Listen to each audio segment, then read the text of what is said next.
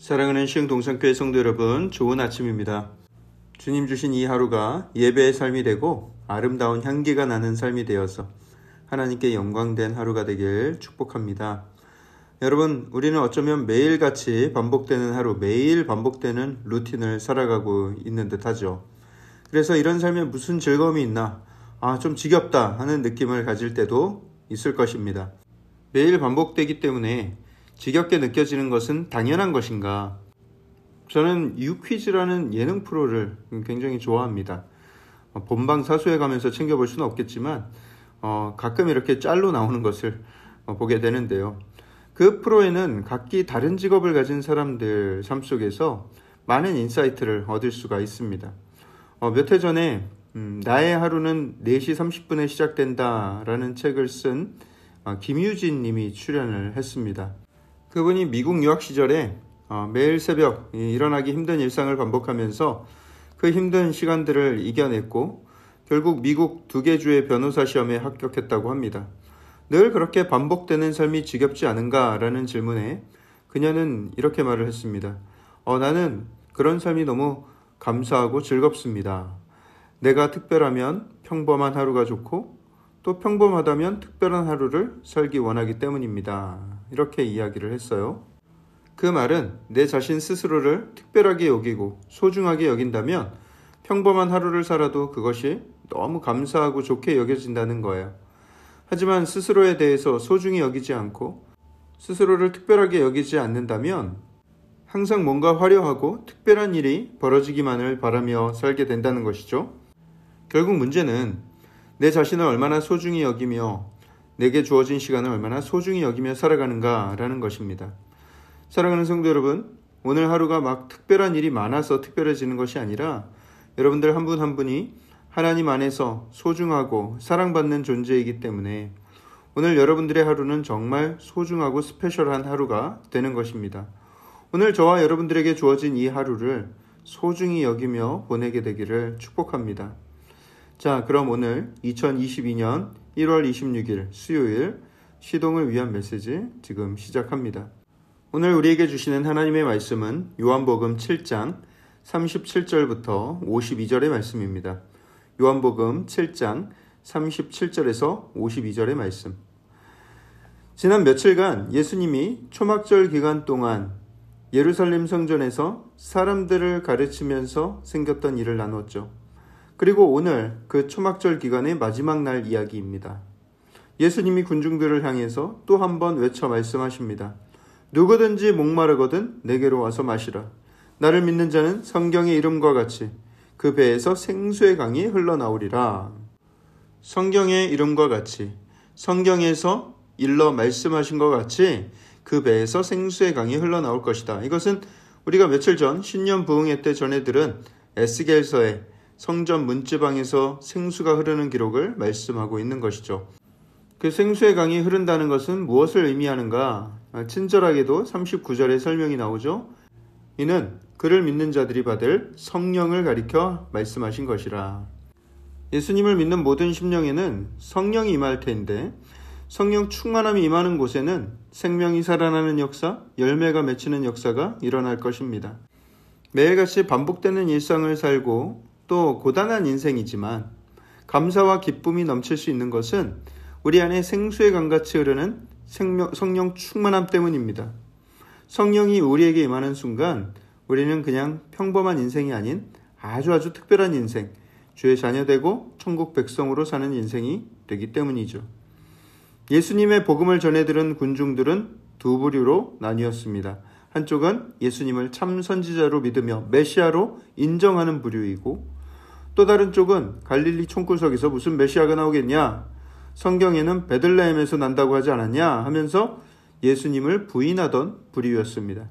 그 두 부류 가운데 쟁론이 일어나게 됐고요.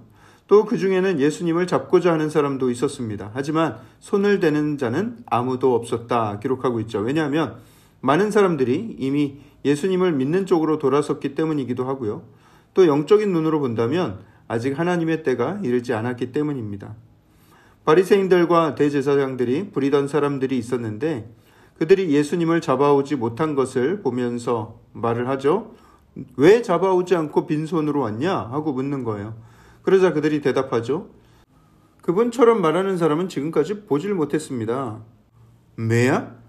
니들도 미혹된 거냐? 사내들인 공회원이나 바리새인 중에서 그를 믿는 자가 있더냐? 율법을 알지도 못하고 그런 사람이나 쫓는 자들은 저주를 받은 자로다 하면서 그들의 굳은 생각을 거침없이 표현합니다. 그러자 그때 니고데모가 등장하죠. 어제부터 니고데모가 자꾸 나오는데요. 여러분, 니고데모는 돌무화과 나무에 올라간 적이 없습니다. 자, 여튼 우리 니고데모가 그 한껏 흥분해 있는 대제사장들과 바리새인들한테 이야기를 합니다. 우리 유대인들의 율법은 사람의 말을 듣고 그 행한 것을 알기 전에 심판하냐 하고 말이죠. 이게 무슨 뜻인가 하니 우리의 율법은 누군가를 심판하고 판결하기 전에 증인을 대동하거나 증거가 있어야 하지 않냐. 증인이나 증거 없이 그냥 우리 생각대로 판단하는 것은 율법을 거스르는 것이다. 이런 주장을 펼치는 거예요. 니고데모는 왜 갑자기 나타나서 이런 이야기를 했는가? 니고데모는 사내들인 공회원이었습니다. 굉장히 높은 관직을 가진 사람이었어요. 요한복음 3장에 보면 그가 한밤중에 예수님을 찾아와서 어떻게 하면 영생을 얻을 수 있겠습니까? 질문하는 장면이 나오죠. 예수님을 낮에 드러내고 만나지 못하고 한밤중에 몰래 찾아와서 그렇게 예수님께 질문을 한 거예요. 마치 주일에 성경책 들고 교회 가는 모습을 들키지 않고 싶어서 이렇게 꽁꽁 숨겨서 다니는 그런 모습과 흡사한 것이죠. 예수님은 영생에 대해 묻는 그에게 거듭나야 할 것을 알려주셨습니다. 오늘 본문의 시점에 니고데모가 그때 예수님의 교훈을 받고 진짜로 예수님을 메시아로 믿고 제자가 된 상황인지는 분명하지 않아요. 하지만 확실한 것은 나중에 예수님이 다 돌아가신 뒤에 그가 예수님의 참 제자였다는 것이 밝혀집니다. 다른 제자들은 다 도망가고 흩어졌지만 니고데모와 그의 동료 아리마대 요셉은 빌라도 앞에서 예수님의 십체를 요구하고 엄청난 향품을 가지고 와서 예수님을 왕을 장사 지내듯 장사 지냈습니다. 그들은 예수님이 살아계실 때는 예수님을 몰래 그렇게 조용히 따르다가 예수님이 돌아가신 후에 오히려 그 큰 믿음을 드러내기 시작한 것이죠. 하지만 그것은 나중에 요한복음 19장에 가서야 일어난 일이고요. 오늘 이 본문 말씀에 이 니고데모의 믿음이 어떤 상태인지는 잘 알 수가 없습니다. 다만 예수님을 옹호하는 듯한 발언을 하는 것으로 보아서 그는 지금 예수님께 어느 정도 믿음을 두고 있지 않았나 예상을 하게 됩니다. 밤에 예수님을 찾았던 그가 이제 점점 빛으로 나오는 과정을 이 사도 요한이 잘 캐치를 한 듯합니다. 사랑하는 성도 여러분, 이처럼 돌밭에서도 꽃은 핍니다. 죽음의 위협이 있고 의심과 조롱이 난무하는 가운데서도 예수님을 따르는 자들이 여기저기에서 그 열매를 맺으려 하고 있는 것입니다. 생수의 근원이신 예수님을 만난다면 그 심겨진 복음의 씨앗에 엄청난 생명력이 돋아서 뿌리를 내리고 바위 사이를 뚫고 줄기를 뻗을 것입니다. 마음을 열고 주님이 주시는 말씀을 우리 심령에 잘 심어두시기 바랍니다. 그리고 그 위에 성령께서 임하시면 생수의 강이 부어지면 폭발적인 기적의 역사, 생명의 역사가 일어나게 될 줄 믿습니다. 매일 반복되는 일상이라고 우리가 지치고 낙심하기보다는 생수의 강이 흐르는 인생이 되었다는 것을 기뻐하면서 하루하루 감사와 기쁨, 감사와 감격의 삶을 살아가는 저와 여러분들 되기를 주님의 이름으로 축복합니다. 기도하겠습니다. 사랑의 하나님, 우리에게 주신 이 매일의 일상, 하나님 너무나도 감사를 드립니다.